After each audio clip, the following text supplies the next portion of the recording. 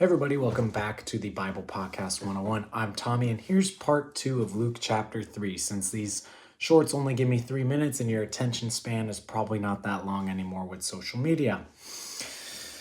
That being said, the next part of Luke chapter 3 talks about the baptism of Jesus, and God basically sends the Holy Spirit in bodily form descended on Jesus like a dove after he's baptized, and a voice from the heavens says, you are my dearly loved son, and you bring me great joy. So Jesus is baptized, and then it goes on to talk about the ancestors of Jesus's ministry and whatnot. So Jesus was about 33 years old when he began his public ministry, and Jesus was known as the son of Joseph, and Joseph was the son of Heli.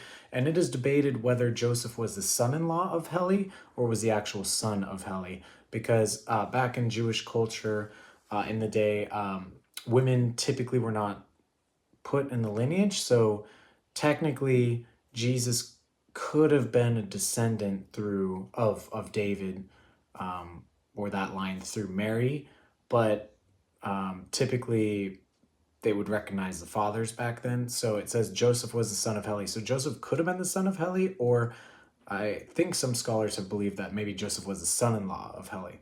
Either way, it goes on to talk about the lineage from Jesus all the way to Adam being created by God.